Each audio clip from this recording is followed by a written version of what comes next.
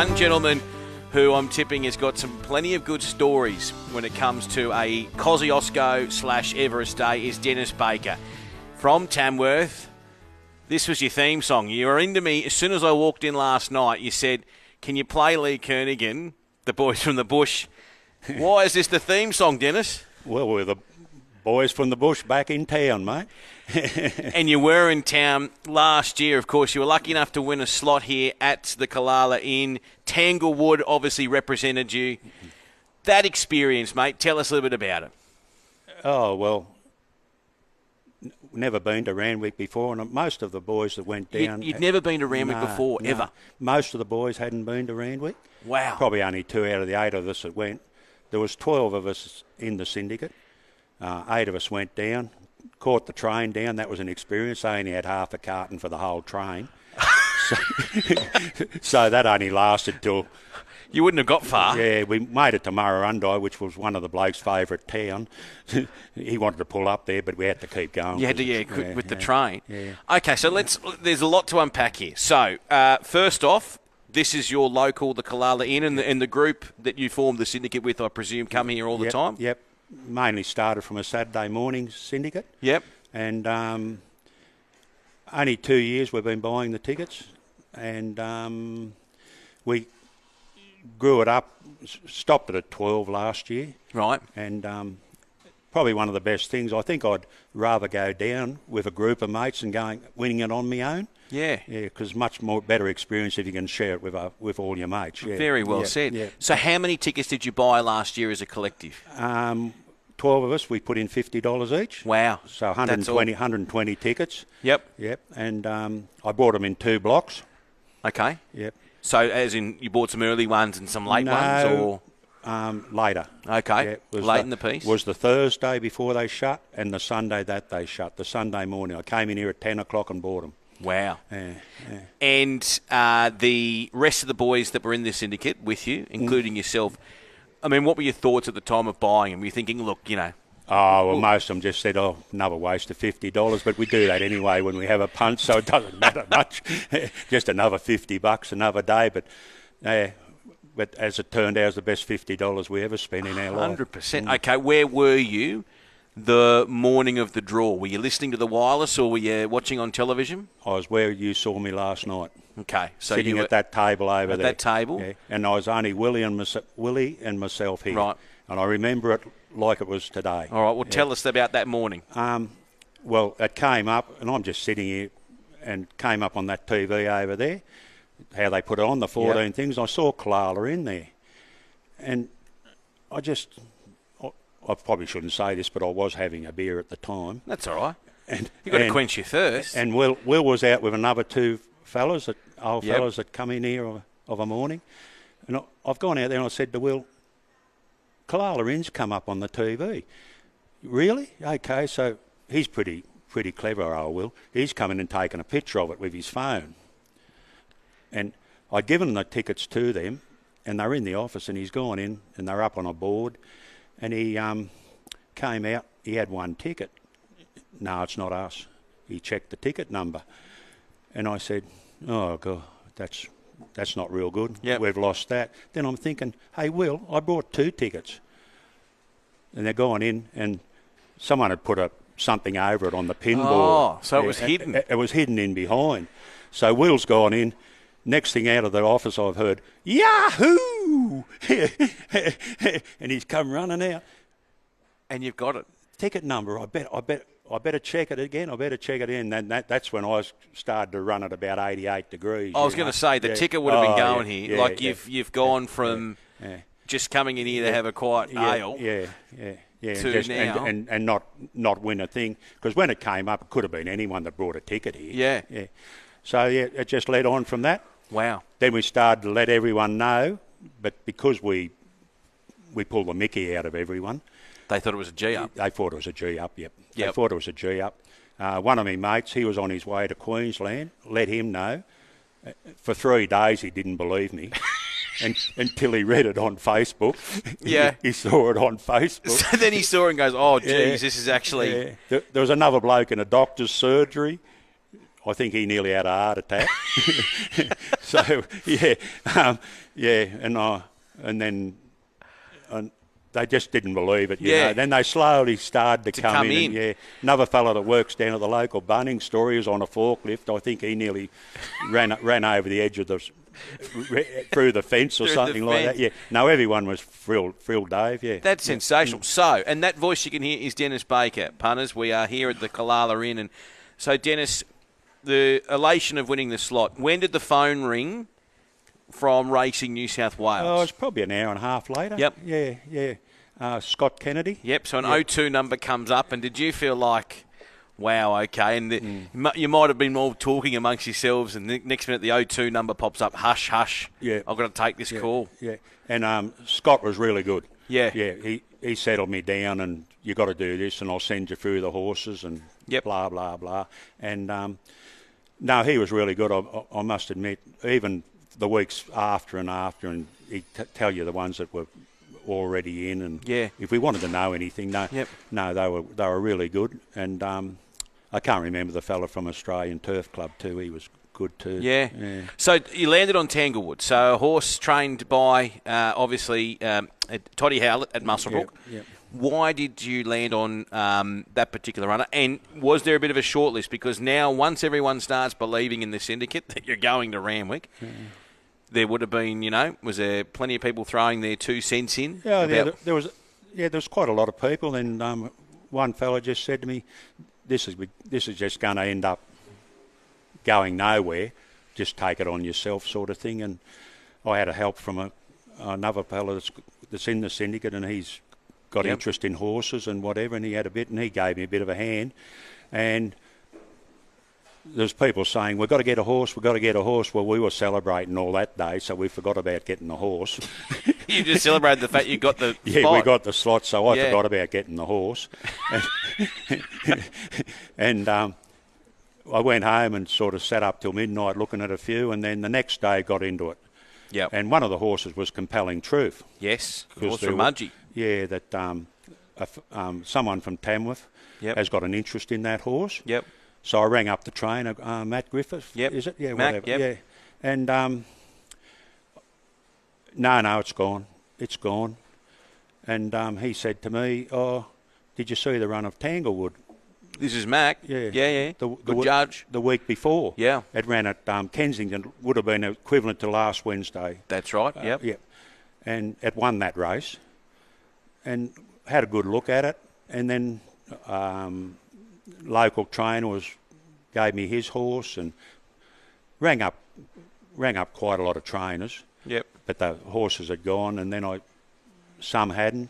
Had about a short list of 4. Mm-hmm. And the next day I rang Todd Howard up, and he was real keen to get his horse in the race, and carried on from there. And Chris, who was helping me, he gave the list of 4 horses to a few people he knew, and it all came back. Came together to Tanglewood.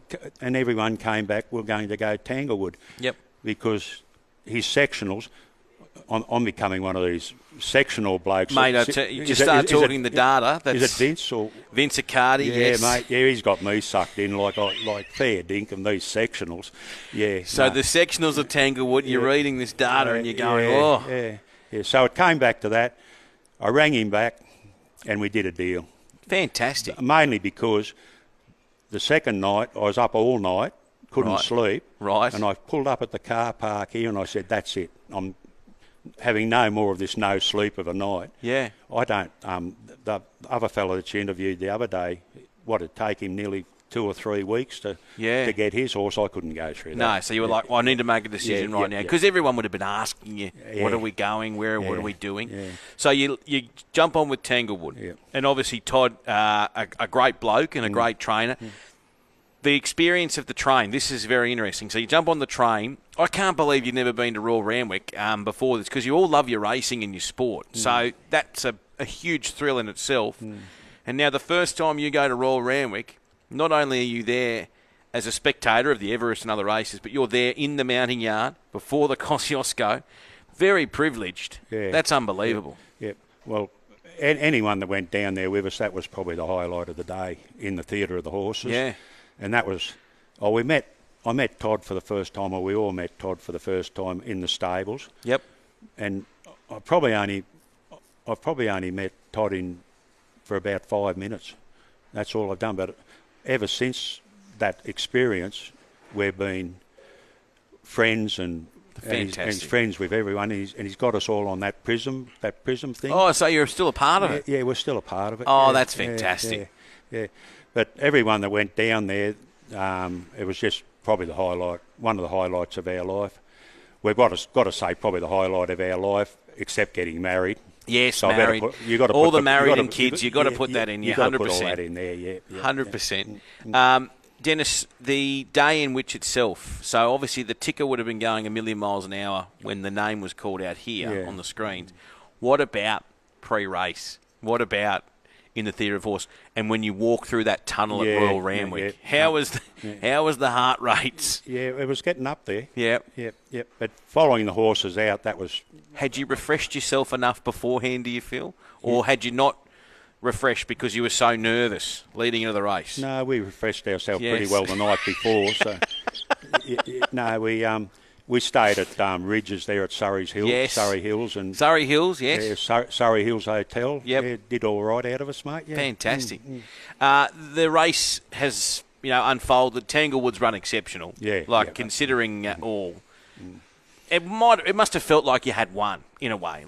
I know you didn't come first, but no, definitely. That whole thought, and obviously too, you've walked away as a syndicate with some money. Yeah. Well, going back, but it raced at Rose Hill. Yes. Which it's going to do again this year, and it ran. I think it ran fifth on that day, fifth or fourth. But getting back to the sectionals again, it had the Vince. It had the quickest last 600 of the whole meeting. Yes. And some disbelievers in the syndicate, whatever, all of a sudden started to think, right, you're on the right. We might be in a bit of a thing. And if you look at the last 400 on the Everest day, yes, it was up there with the quickest of the day. Yeah. With even the Everest horses. He's a very good horse. Yeah. And coming home, if you watch the thing, it was held up on the second, coming round the turn, it was held up for a little while.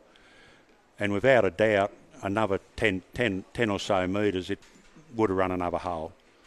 Definitely would have run another hole. Did you make you don't have to tell us exactly, but did you make a quid as a syndicate? Did you come up? Yeah. So you've made a bit of money and you've had a ball. What did you do? What did you do with the money that you won? Did you, invest in anything? Well, it probably cost us nearly that much to go down there, so there wasn't much left over when we got home. You enjoyed yourselves. Yeah. That's great. That's fantastic. And had you been away before as a group? Was that one of the first times? That's the first time I've been away with that group. Yeah.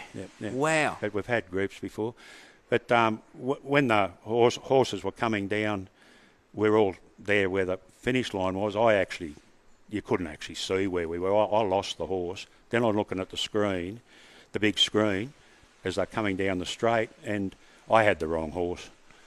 So you thought you'd come... I thought I'd come second last or third last or something like that. Then all of a sudden everyone else is jumping up and down and carrying on. I thought, well, maybe I better do the same thing.